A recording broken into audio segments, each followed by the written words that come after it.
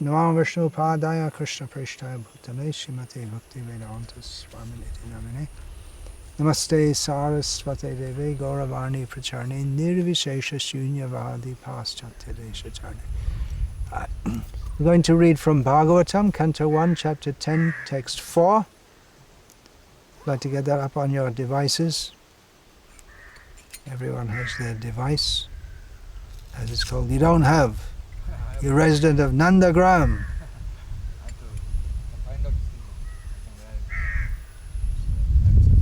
Yeah, good.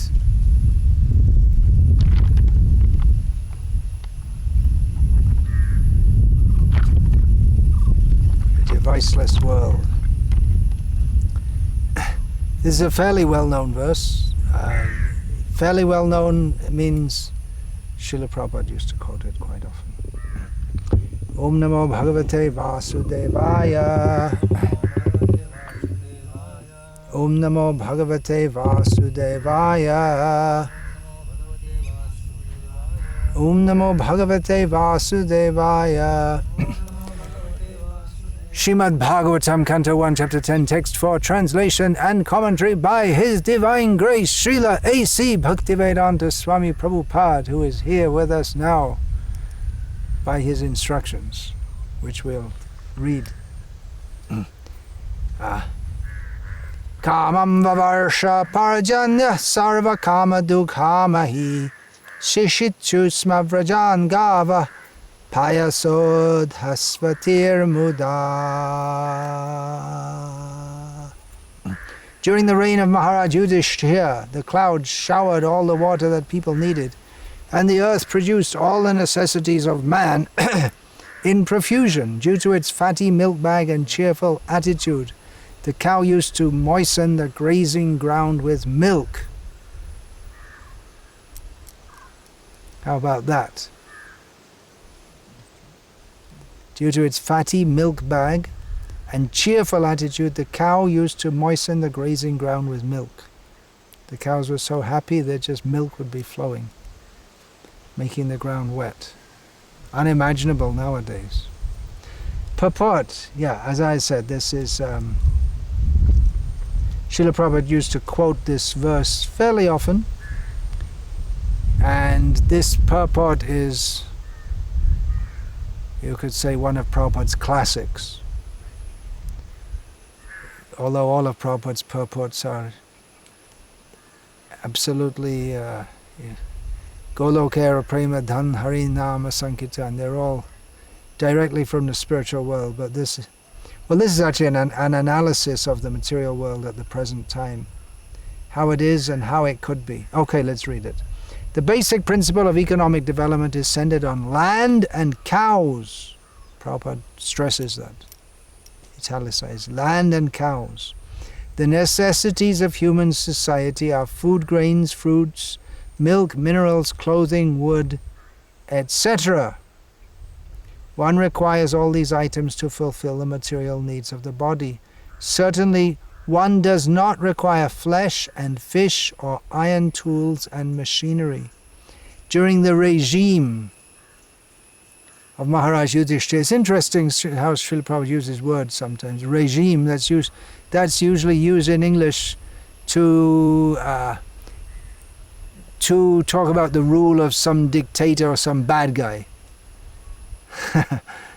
No, good guys, you don't talk about them as regime, but Prabhupada used that term because he was a dictator, Yudhishthira, but not like a Stalin or a Hitler, but he was a good dictator. So during the regime of Maharaj Yudhishthira, all over the world, there were regulated rainfalls. Rainfalls are not in the control of the human being. It's interesting how Srila Prabhupada, he writes things that you think they might not be needed to write. The first sentence of this purport, the basic principle of economic, the second sentence, the necessities of human society are food, grains, fruits, milk, minerals, clothing, wood, etc. You may think, why does Prabhupada write that? Everyone knows that, but actually they don't. Because people think that you need flesh and fish and iron tools and machinery, but no, you don't need all these things. And again, Srila Prabhupada writes again, Rainfalls are not in the control of the human being. Oh, really? Oh. People don't know. They don't think about these things.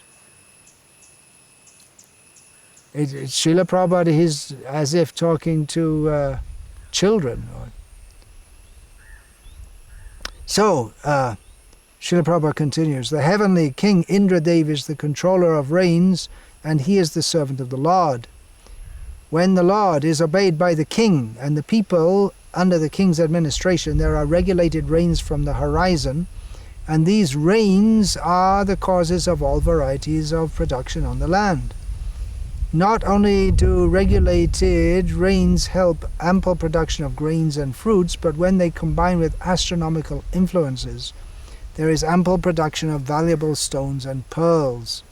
Grains and vegetables can sumptuously feed a man and animals, and a fatty cow delivers enough milk to supply a man sumptuously with vigor and vitality.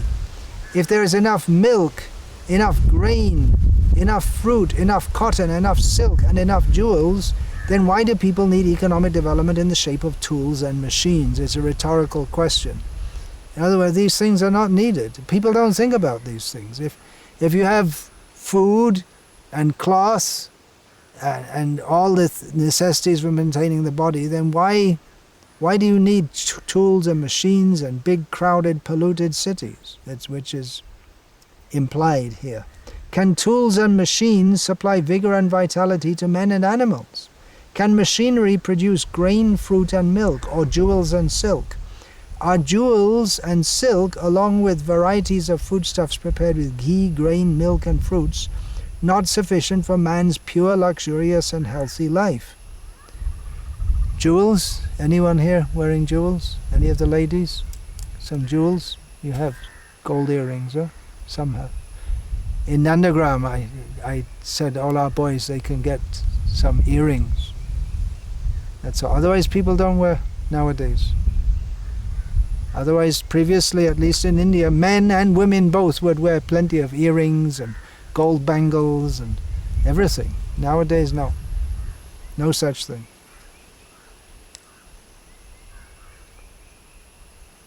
Then, Prabhupada continues, what is the need of an artificial, luxurious life of cinemas, cars, radio, flesh, and hotels?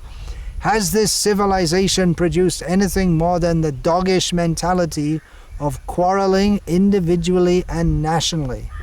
Has this civilization enhanced the cause of equality and fraternity by sending thousands of men into a hellish factory and the war fields at the whims of a particular man? It is said here that the cows used to moisten the pasturing land with milk because their milk bags were fatty and the animals were joyful. Do they not require, therefore, proper protection for a joyful life by being fed with a sufficient quantity of grass in the field? Why should men kill cows for their selfish purposes? Why should man not be satisfied with grains, fruits, and milk, which combined together can produce hundreds and thousands of palatable dishes? That's another important part of the Krishna conscious movement, to give prasadam prepared with all kinds of varieties. Prabhupada introduced that in the West. And Prabhupada said, if people get food like this, rasgullas and rabri and all these things, then they can give up all their meat, and they don't have any idea what nice things can be prepared from milk. So it's actually in one sense a great disservice that in the Western countries they've given up producing all these things. They just give everyone pizza and pasta and all this, which they can get anywhere. So that's an important thing, to give hundreds and thousands of palatable dishes. Prabhupada continues, why are there slaughterhouses all over the world to kill innocent animals? The question there, why? It doesn't make any sense. There's no reason. Why?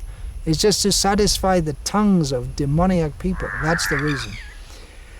Prabhupada continues, Maharaj Parikshit, grandson of Maharaj Yudhishthira, while touring his vast kingdom, saw a black man attempting to kill a cow.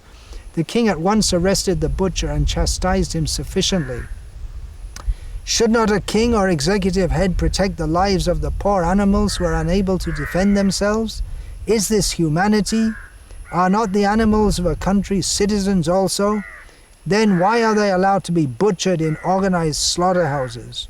Are these the signs of equality, fraternity, and non-violence? It seems there are more questions in this purport than in all the rest of Prabhupada's books put together. It's one question after another. And then Srila Prabhupada goes on. Therefore, in contrast with the modern, advanced, civilized form of government, Srila Prabhupada's being sarcastic here, in contrast with the modern, advanced, civilized form of government, an autocracy like Maharaj Yudhishthira's is by far superior to a so-called democracy in which animals are killed and a man less than an animal is allowed to cast votes for another less than animal man. Classic. Classic. We are all creatures of material nature. In the Bhagavad Gita it is said that the Lord himself is the seed-giving Father. What's the verse? What's the line? Only one line. Okay, very good. Aham bija pradapita. The Lord is the seed-giving Father, and material nature is the mother of all living beings in all shapes. What's that? Material nature is the mother of all living beings in all shapes. Sarvayonishu konteya. Mortavanti sambhavanti yaha tasam brahma mahadyane aham bija prita. It's in the same verse. Yeah. Thus, Mother Material Nature has enough foodstuff for both for animals and for men, by the grace of the Father Almighty Sri Krishna. The human being is the elder brother of all other living beings. He is endowed with intelligence more powerful than that of the animals, for realizing the course of nature and the indications of the Almighty Father. Human civilization should depend on the production of material nature without artificially attempting economic development to turn the world into a chaos of artificial greed and love of power only for the purpose of artificial luxuries and sense gratification. This is but the life of dogs and hogs. So Srila Prabhupada summarizes the whole project of Western civilization. 3,000 years, glorious development. Hogs and dogs. That's it all. It's all summed up. So instead of studying history, I had to study history at school for 4 or 5 years. It is, here we have, and this is but the life of dogs and hogs. That's all. That's all. Prabhupada sums it all up. Om Jnana Timirandhasya Jnananjana Shalakaya Chakshurunmilitam Yena Tasmai Shri Gurave Namaha. Nama Shreshtam Manuapi Shachiputramatra Swarupam Rupam Tasyagadamurupuri Maturim Koshtavatim Radha Kundam Girivaramaho Radhika Madhavasham Prapto Yasya Pratita Kripaya Shri Gurum Tamritas Vandeham Shri Guru Shriyataf Padakamalam Shri Gurun Vaishnavangscha Shri Rupam Sagrajatam Sahagana Raghunatan Vitam Tam Sajivam Sadvaitam Savadhutam Parijana Sahitam Krishna Chaitanya Devam Shri Radha Krishna Padan Sahagana Lalita Shri Vishakam Vitangscha Hare Krishna Krishna Krishna Hare Hare Hare Rama, Rama Rama, Hare Hare. So continuing with the theme that democracy has failed, especially in India. By the way, if anyone thinks we're promoting socialism or communism, I'll just read one brief quote from Srila Prabhupada. Materialistic democracy and socialism or whatever, these become dog-eat-dog societies. So it's not that we're promoting socialism. It's actually enlightened dictatorship, as the example of Yudhishthira and Parikshit. And before that, Lord Sri Ram, the famous kings. So this is the thesis, that democracy has not served India well. That after how many years? 70 years. Is it 72 years now? 72 years of... approximately 72 years of democracy, there are still millions in poverty. Corruption is rife. Criminals can flourish.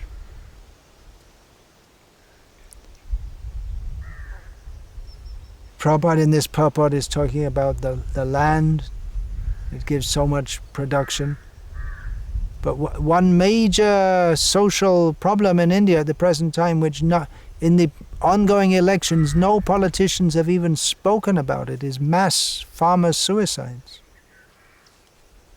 No one speaks about it. I guess they think they don't. I suspect they don't speak about it because they think that it's not a big enough constituency of farmers committing suicide that they can get votes. They only address issues where they can get votes. That's all. Otherwise, they don't care. If there's a group of people who are suffering in so many ways, but they're not big enough that it's worth addressing their issues, they're not a big enough group that their votes will make that much difference, then politicians don't care. That's all. That's a mistake of democracy, because just looking, where can I get the votes? At the beginning of this so-called independent India, they introduced this quota system, reservations, with the idea of leveling out caste inequity. But it's going on. It's going on. The reservation system only preserves the division of various castes. It doesn't level it out. And what happens? It becomes undemocratic. If you're born in a Brahmin family, by the law of the land, you have less opportunity than someone born in an OBC or something like that. You're actually discriminated against by the law. That's the situation.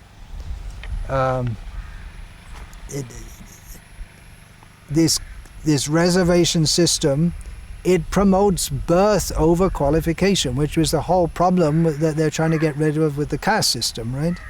So the caste system, the problem with it is that it promotes birth over qualification. But then if you have a reservation system, it does the same thing, but in another way. It promotes birth over qualification. It's an advantage to be in a scheduled tribe or something like this. Educationally, it's an advantage, or for getting government jobs. It's an advantage. Before, the lower strata of society were discriminated against, now the higher strata are discriminated against. That's all. It should be scrapped, but it can't be because of democracy. Because of democracy, because the votes. You can't say what needs to be said because you want to get votes. And I was saying last time, the actors and actresses, they become political leaders. What are they? They're professional clowns, actually. They jump around on a stage and they entertain people, a very, very low level, cheap level, and then and that's what democracy means. That you, just like the actors and actresses, they can make good politicians because there's not that much different. A politician is putting on an act that he cares for the people and wants to do something for them. And the main thing is to make people feel good, that's all. You don't actually have to you don't do anything substantial for them. Just like an actor in a movie, they don't do anything substantial for anyone, but they get lots of money. So they're used to that they don't do anything substantial, but they have big public figures and they get lots of money. So okay, now they'll retire as an actor and they'll become a politician, in which you don't do anything substantial for anyone, but you get a lot of public attention and get a lot of money. So it's a natural segue, or from being an actor to being a politician. So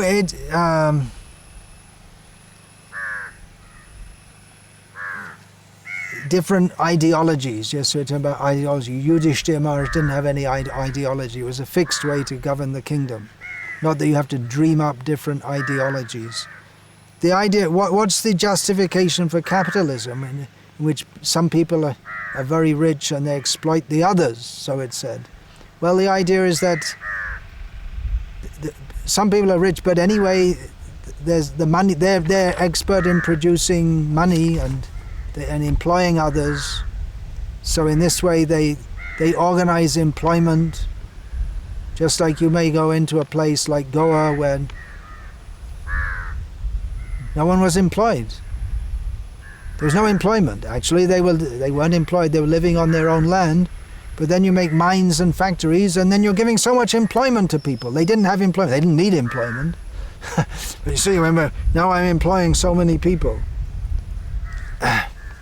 And so they make that facility, and some people become very rich, but there's the trickle-down effect. It means that some people are rich, but anyway, they spend their money, and when they spend their money, then the money gets diffused among the broader society. That's the idea. If they build a big house, then they have to have so many masons and carpenters to build it, and they employ so many people. Some people are good at economic development. So that's the idea, that the trickle-down effect, that everyone gets to share in the money. And then the ideal is, then they say, what's good for business is good for everyone. That's the idea. Because if there's business and economic development, then same thing. If you want to build a factory, then you have to have so many people to build it, and then you have to employ so many people in it, and then you get the economy moving. Development. You need so many people to advertise the products and to transport them and to market them, and in this way to get the economy moving. What's the point? That's what Prabhupada points out in this purport. You don't need all these things that they're producing. People can live simply. They can, but they have no higher goal of life.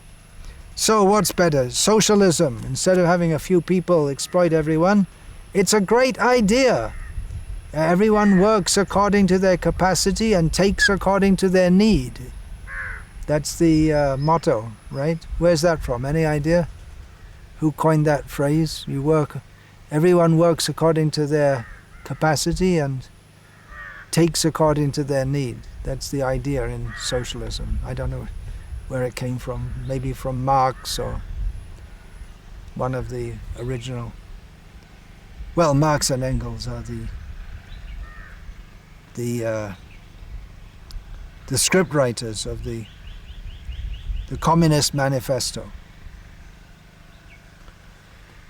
So that's the idea, that everyone works, and then some people can work harder than others, but everyone gets benefited. Not that anyone benefits anyone more than anyone else.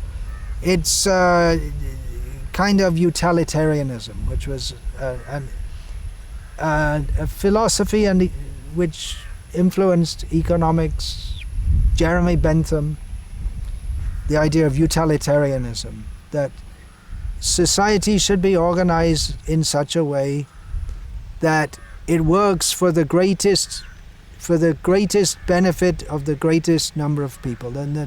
So everyone, you don't just think of one or two individuals, but you think of everyone, how the whole society can be benefited. Of course, there can be problems with that. Just like, for instance, in Germany, one person thought that, well, the majority of people here are Germans, and we would be a lot benefited if these Jews, we did something with them. So that was the idea. We're going to benefit the Germans by killing the Jews. Might seem to make sense if you're a German. That was actually, it wasn't that they just started killing them without any supposed reason. There's a whole book to support the whole theory. It's a crazy man's book, but there was some idea behind it, some so-called philosophy, and it seemed to make sense. Okay, utilitarianism, the good of the greater good of the people. Okay, there's a man. He's 25 years old, not married, doesn't have any friends, doesn't have any family. He just has some simple job and not a very important person in society. So he goes to visit he's just walking down the street and someone grabs him and carts him off to the hospital. What's going on? So it's a big importance. There are 3 important scientists about to die.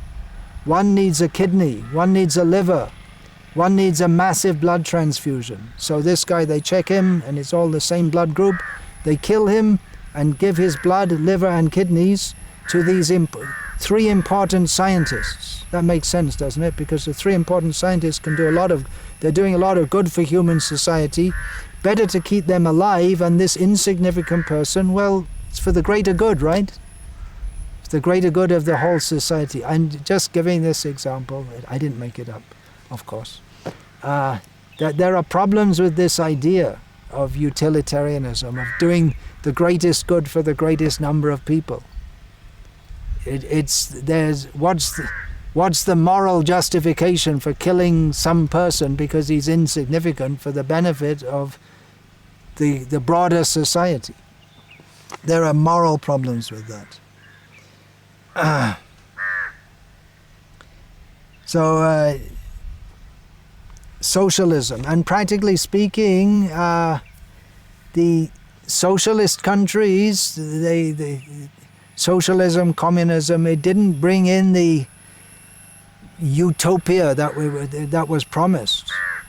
Srila Prabhupada went to Russia. He said it's like a terrorist state. People are living in fear. And actually that was the fact throughout the communist world, because, I know at least one godbrother who lived under the communist regime until the age of 13 when he fled from Czechoslovakia. What happened was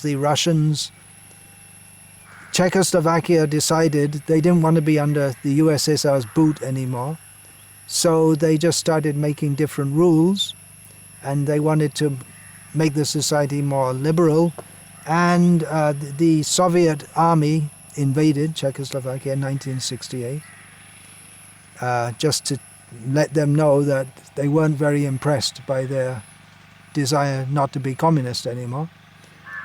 So what happened was the Czechoslovakian border guards, they left the borders open, so anyone who wanted to get out could. So that was Manida. At the age of 13, his father fled. The family went to Germany. So he lived in the communist regime for the first 13 years of his life, and then he went to Germany. So he said that in the communist time, it was like everyone was spying on everyone else. The father can't trust his son, nor the son his father, because if you say anything, even at home, if you make a little joke about the leaders or you don't like the system, you can be reported, and then you might just vanish. No trace, no one to ask questions. What happened to my brother's son? There's no one to ask. There's no record. They're just gone. Vanished people. There are a lot of them in South America also. Argentina, just Paraguay, people just Chile. Just vanished. No record. What happened to them? Don't know. They went out to work one day, they never came back. Who's there to ask? Police? They don't know. They do know, but they're not going to tell. So terrorist states, actually. So there are problems with democracy, but it's not that we're advocating communism. But in democracy, actually the rulers, they don't have any real power to do any good. Even if they know what should be done, they can't do it because they have to pander to the whims of the voters. And the voters, they don't like programs that might be good for them in the long term. I mean, even in terms of modern economics, different countries, they may have to, austerity measures may be required. Otherwise the whole economy will collapse. But the voters don't like that. So, but then if you vote for someone who doesn't impose the austerity measures, then you suffer more anyway. It's like Shreya and Preya. If you tell the voters, okay, you vote me in, and we'll hike the taxes, and what else they do? They hike the taxes and they give less social welfare benefits, and yeah, we're going to have to do this for the long term. No one will vote for them, and then the economy collapses, as actually happened in Greece. It's a complex story, but I'm just making it simple. Not that I understand it myself, and I don't know if anyone understands it very well, because even just like this economic collapse, when was that, 2008, and then they try to interpret it according to different economic theories, which means they don't really understand what's going on. Is that right? There are different theories of how it happened. It shouldn't have happened according to Keynesian theory, which Margaret Thatcher was a great fan of, and so on and so on and so on.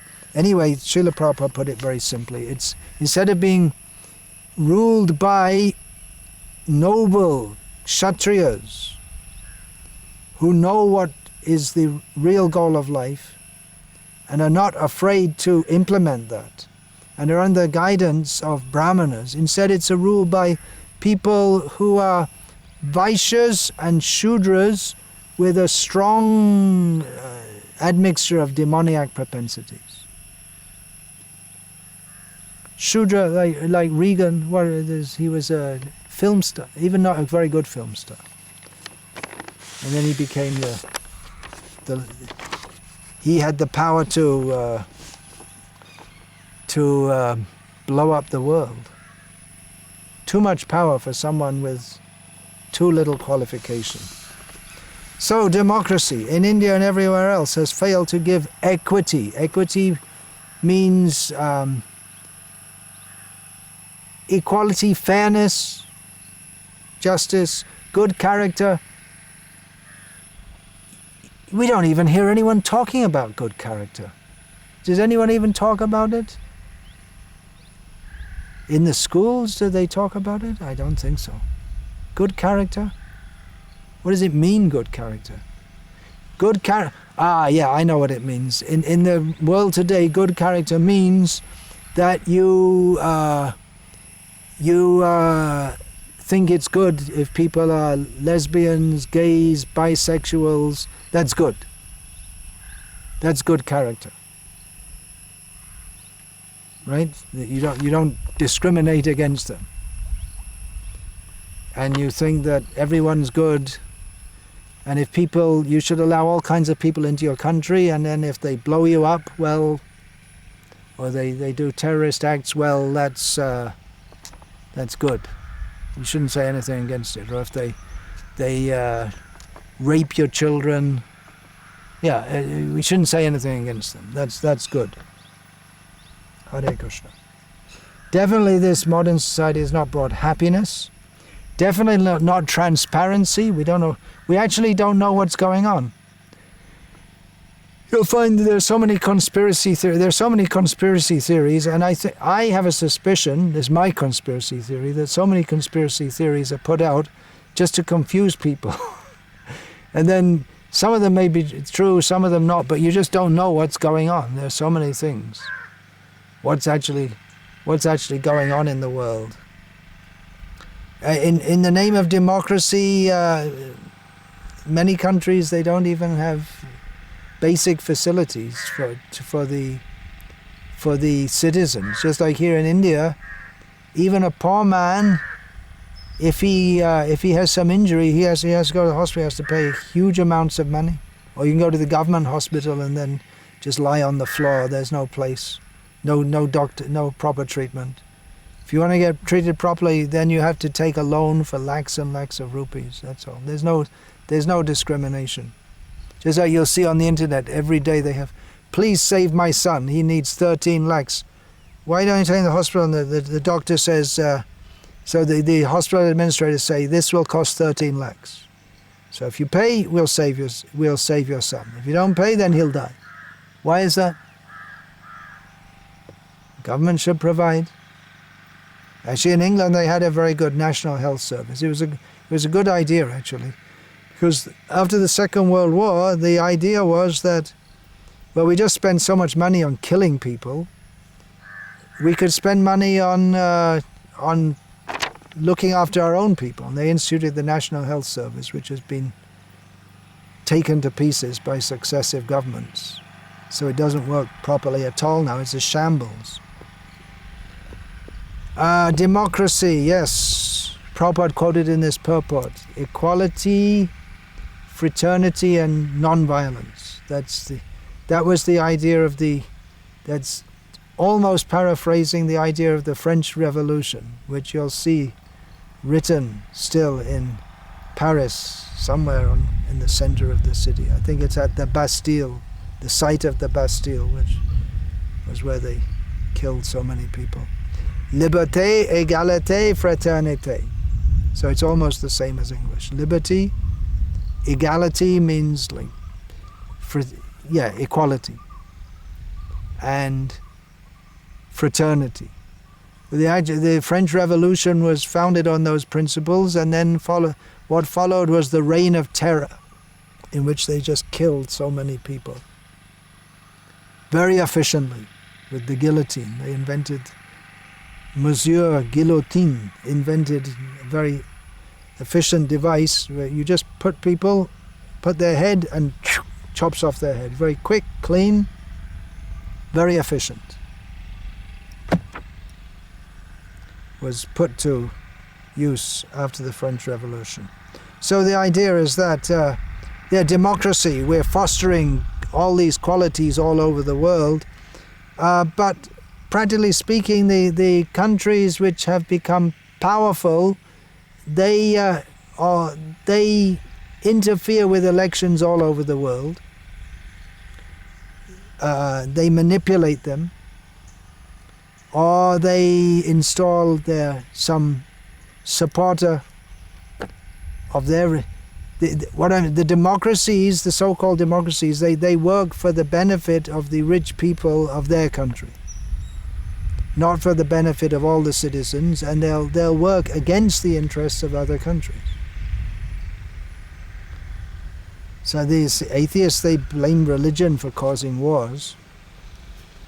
But in today's world, most of the horrific things are done in the name of democracy, actually, or by so-called democratic governments.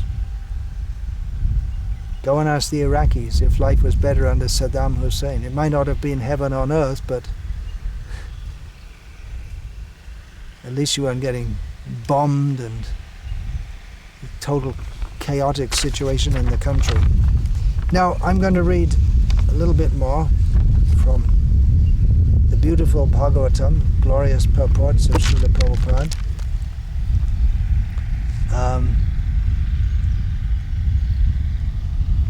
Let's go, where are we going here? Another of those classic statements. This is from Bhagavatam, Canto 1, Chapter 18, Text 43.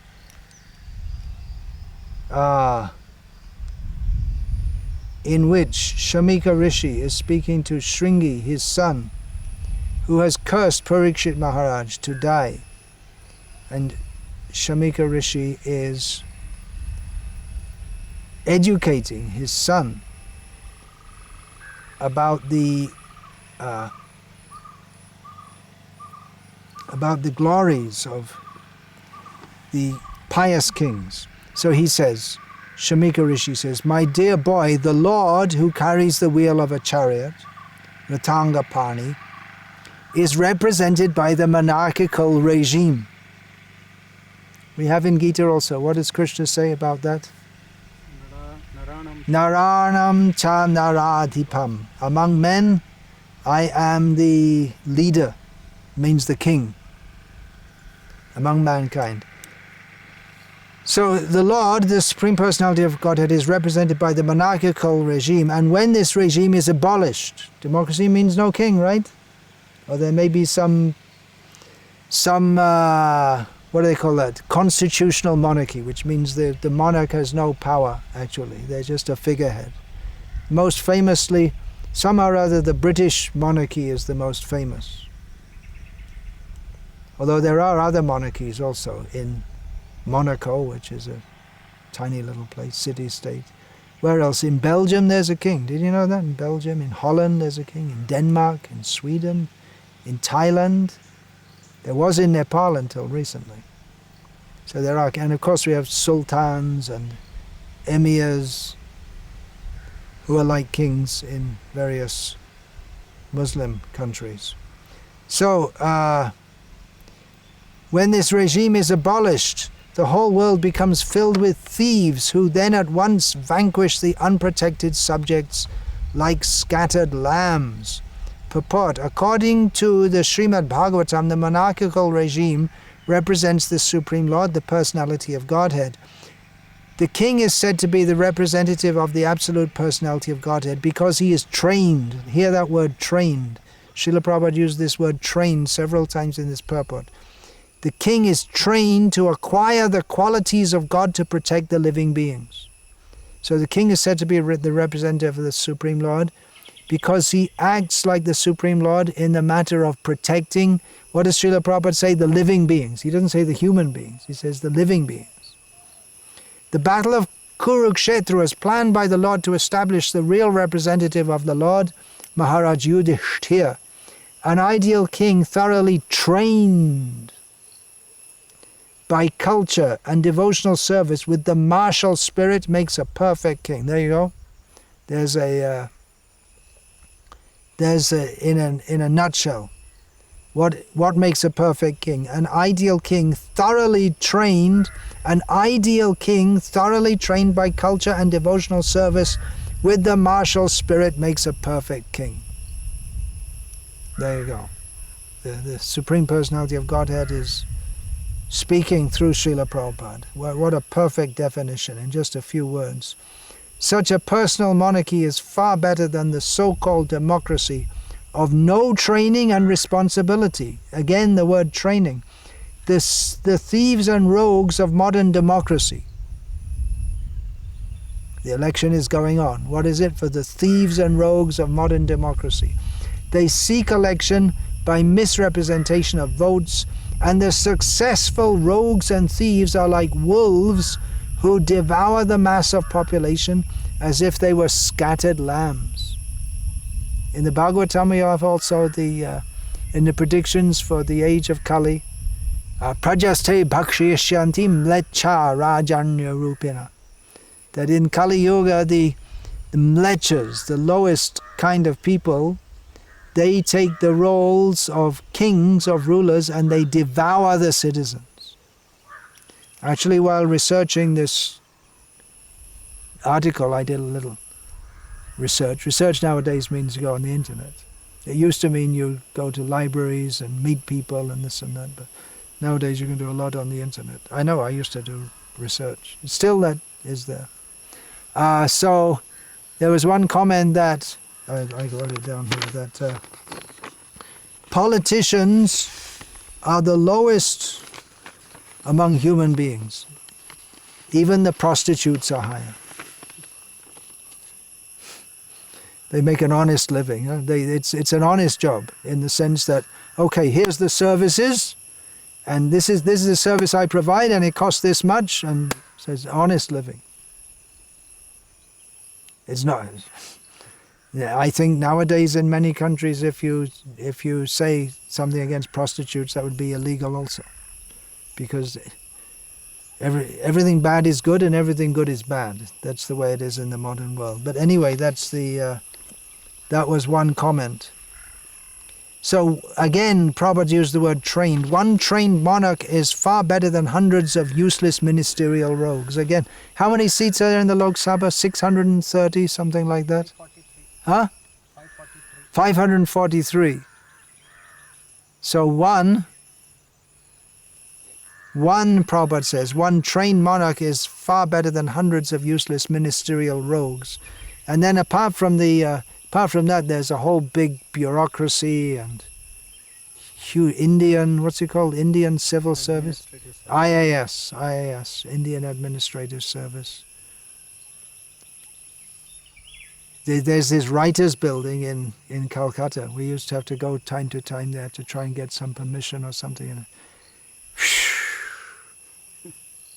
it's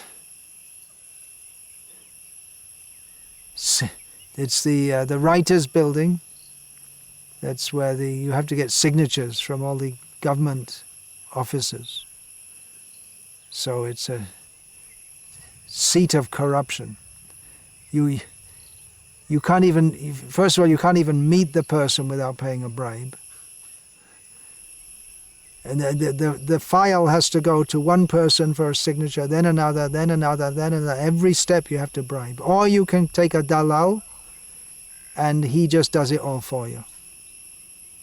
You pay so much and then he moves the file like that. But they make it as difficult as possible. Fosters hundreds of useless material rogues, and it is hinted herein that by the abolition of a monarchical regime like that of Maharaj Parikshit, the mass of people become open to many attacks of the age of Kali. They are never happy in a much advertised democracy.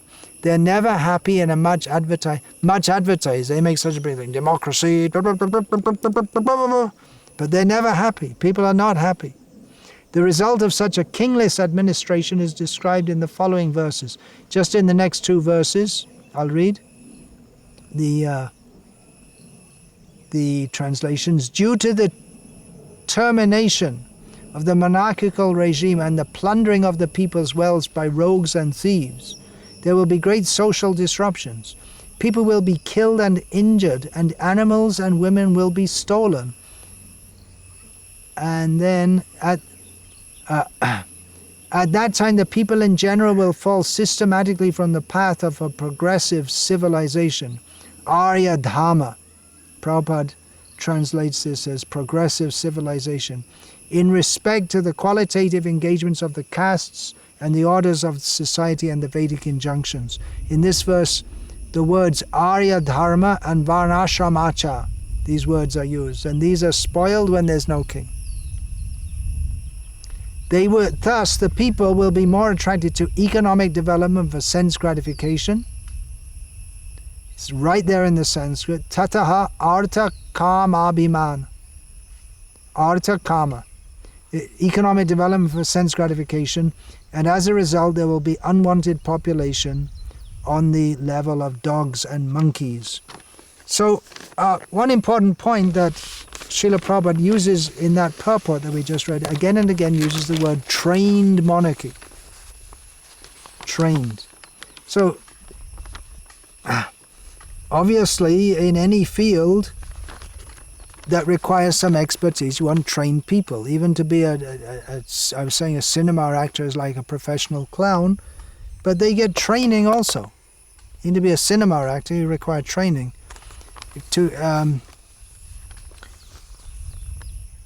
So a trained and enlightened and powerful ruler is better than so many incompetent people. What do we have at the present situation? The present situation, actually the rulers should be looked up to with respect, and the people, they should love their king, just like he's like a father to the citizens. He's strong, but he protects them and sees that their needs are cared for. But nowadays, a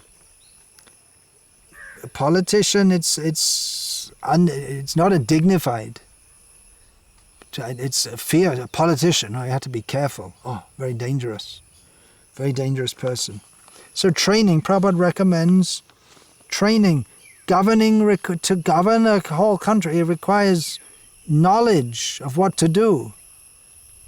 If someone's been a film star and then they become the governor of California, that was also that Rambo guy, what's his name? Arnold something. Arnold Schwarzenegger, is it? Yeah. So he became the governor of California. What for? Because he had a big strong body, and then he can be the governor of California. It requires knowledge and vision and actual power also to do the job. It's a specialized task. It requires special abilities and training. Abilities should be there also, just like people should have some inherent swabhav. some people you can train, just like they have leadership training courses. But a real leader, they'll come up. Now, I may appear to be contradicting myself, but if someone has leadership qualities, they'll take a leadership role. And if they don't, then in any amount of leadership training courses, you'll never make a leader out of them. Just like they have all these business, Master of Business Administration, and you get an MBA, and then what happens, you're employed by someone who actually knows how to make money. The people... But if in governing the state, it's such an important task that the people, they should have leadership qualities, but they should be trained also. Most important, they should know what is the ideal, to be like Rama and Yudhishthira, who cared for their people. They actually cared. It was important to them what the people thought about them, because they wanted to do good for the people, and they knew that the highest good is to train people on the path of dharma. Now, actually, if you want to get rich in India today, it's a very lucrative profession, being a politician, right? Why should you work hard as a doctor or an engineer or a chaiwala selling chai? You might become the prime minister later, but most of them don't. So it's a very lucrative profession. People, they send their children to college and university to be trained as engineers and doctors, and the idea is that later on they'll earn plenty of money, right? So why aren't there schools for teaching how to be a politician? There are courses you can take in political science, but the people who study those courses, they never become politicians. Just like the people who study MBA, they never become businessmen. They might come from a business family themselves. But previously, just like the big businessman, he might not be even very educated, but he would employ educated people. He knew how to get the job done. So why aren't there educational institutions for training politicians? Well, the way politics is at the present time, see, who sends their kids to the schools? It's the people from middle-class families and this and that. They all send their children to be doctors and engineers. You don't find people from big Marwari or whatever families, they don't send their big business families, they don't send their children to be engineers and doctors. They already have the business background. So if you want to come up and be rich, why be an engineer? Do an engineering course, high likelihood you won't even get a job. Why not go into politics? It's not considered respectable. You'd think there would be, there are thousands and thousands, so many politicians at various levels, here in India, from the sarpanch level, from the village level, right up to the president of the country. There must be thousands of people. There's no training. There's no educational institution which trains them. They play a major role in society. What they do has a profound effect on the whole of society, but there's no training for them. What would the training be? Well, there'd be public speaking and debating, but just like if you study in business school, actually you don't really learn anything. What it's really like till you get out there, when the real world, in business world, is rat eats rat. So in politics, if you had a school for politics, to be effective, you'd have to teach people how to cheat and lie and appear respectable while you're making all kinds of plans to stab people in the back. That's what they'd have to teach. How to mess people up, how to be heartless and shameless. As you put on a smile while you sign the paper, which means that so many people will have to die. Sign the paper. Now we're going to war. It's for a good cause. or we're selling billions of dollars worth of weapons to another country, it's for a good cause, Or even it's not for a good cause. Recently, the Canadian Prime Minister, there was brought up to, why are you selling these weapons to Saudi Arabia? And they're going to be used to kill citizens in Yemen. Well, it's too big a deal. For the sake of Canada, we can't pass it up. Billions of dollars worth of business. So money's more important than human life. You can't. How to mess people up for your own benefit. This is what you'd have to teach.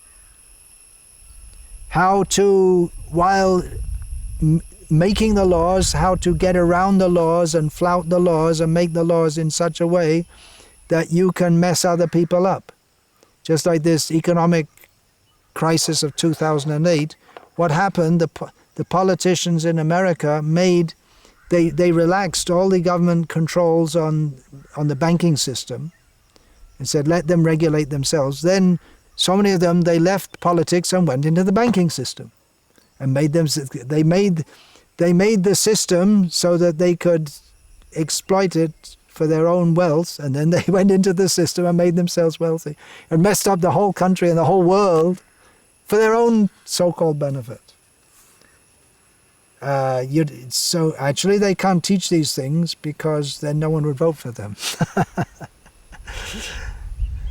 You have to be smart enough and mean enough and cruel enough to pick it up yourself as you go along.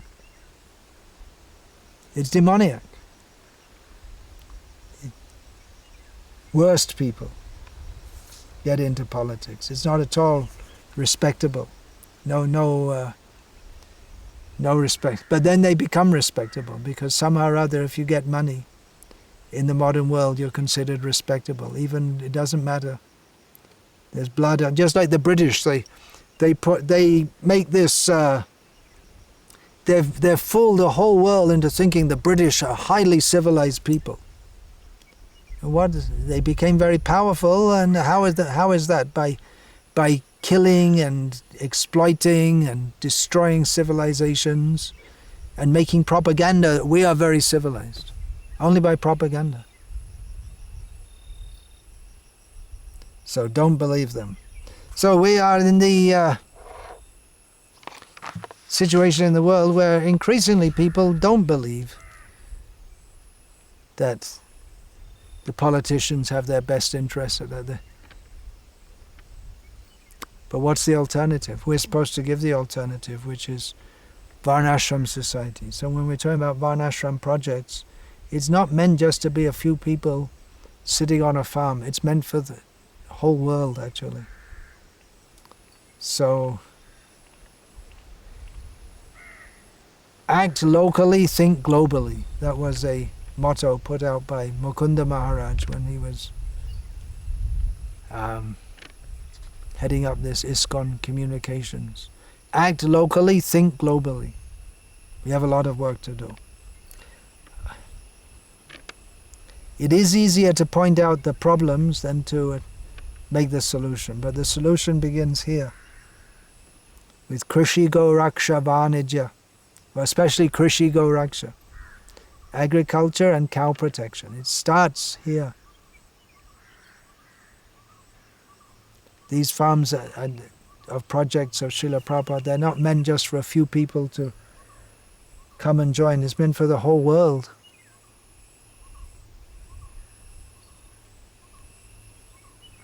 So, Hare Krishna. Any question, comment? Molotov cocktails, cherry bombs? Yeah. More of a comment. Yeah. So here it is mentioned that the cows are joyous. The cows are joyous. Yeah. So in the evening when our cows return to their masala, you can see them jumping. The cows jump. They jump as they come. They're happy. They are so happy. Just like our little, where is she? Taruni. She skips around, like a little child. She skips happily here and there. So the cows, they feel very happy. So these descriptions are not, some fabrication or something. Very good point. It's not just something that someone's making up some fairy tale, but you can see it. If the cows feel protected and feel happy and they feel loved, then they express their happiness by skipping along as like little children. They skip along as they go from place to place. And devotees, if they want to see, they can come here every evening. It practically happens every evening.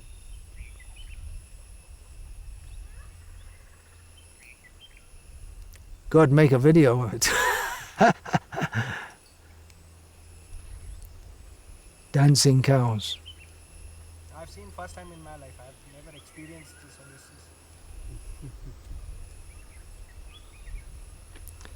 One experience I had, this was not so long ago, maybe 10, 12 years ago, at Bhaktivedanta Manor, maybe about 15 years ago. My father came. He used to come to visit me at Bhaktivedanta Manor. He's too old to go out of the house now. But he came to visit. So there's Europe's first cow protection program. That was a pamphlet put out by Mukunda Maharaj about the cow protection at Bhaktivedanta Manor.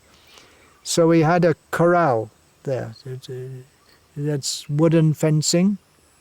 And inside there are some cows and this and that. So there was this young Hereford heifer. Hereford is a breed in quite somewhat common in England. So there was one Hereford heifer, and I just put my hand through the corral and started stroking him. My father said, "Oh, so tame." He was so surprised, because generally in England, if you there may be cows grazing in the field. If you walk in the field, they'll all look terrified. They're terrified of human.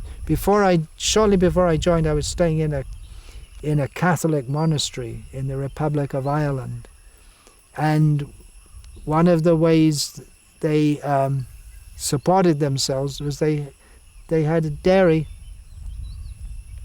So the cows, they're just completely in fear. You can't go near them, they'll run away. That's the monks looking after them. They treat them as just economic objects. The way they treat them is they just live their whole life in fear. And if the male calf is born, then they'll just take away. In India also, no. They just take away for slaughter. I know I was staying at one farm just outside Salem, and whenever a male calf is born, within a few days, gone. And then the cow is lamenting, crying. Gone means they're sent for slaughter.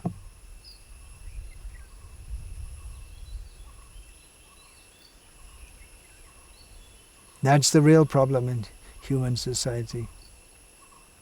If the cows are not protected, then there can be no auspiciousness. Politicians have this plan and that plan. Now the plan in India is to introduce, coming from Subramanian Swami, big BJP leader, wants to introduce mass cow slaughter in India in the name that cows are not cows. If they're not Indian breed, they're not cows, they're pigs. So kill them. That's his idea. They're making legislation like that. Hellish. Then the Hindus will think, oh, it's good to eat, we can eat. He's not really a cow. Very, very inauspicious. Whichever government comes in, they're probably going to bring this. Congress, they don't care about anything good. And BJP also, they're the ones who want to bring in. The biggest slaughterhouse in Asia was opened in Hyderabad by Vajpayee.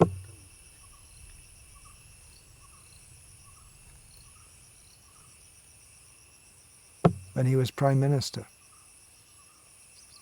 So don't get all excited about who's going to win the election. We need, in our ISKCON, we need to train Brahmins, right? That's supposed to be the first thing. And then they have to train Kshatriyas, they have to give guidance to the politicians. Their whole idea of governing the society, whether it's this party or that party, it's all wrong. Beginning to end, top to bottom, inside out, upside down, any way you look at it, it's all wrong. Anything else? In one of your lectures, you said that Srila Prabhupada mentioned that millions will join our farms. Millions will join our farms, yeah. I tried to search the reference in Vedanta, I couldn't find it. Oh, yeah, I can give it to you. It's in the manuscript of my Mood and Mission book. But that's only from Rameshwar Prabhu. Yeah, I think Rameshwar said that. Other than that, there is no other. Yeah, maybe, yeah. Ramesh had many things that Prabhupada said to him, which are revolutionary, but some of them are recorded, so I don't think he's just making them all up. Okay, Hare Krishna. All glories to His Divine Grace, Srila Prabhupada. Parivadatu jano yatha tatava nanumukaro navayang vicharayamaha Hare rasamadira madati mata bhuvi vilutama nartama nirvishama Dante nidhaya churnakang padayoni patya kritva chakaku shatameta raham bravimi He sadhava sakalameva vihaya durad Chaitanya chandra charne gurutanuragam Vancha kalpatarubhyas charki pasindu vyavachapatidana bhavanebhyo Vaishnava. Hare Krishna.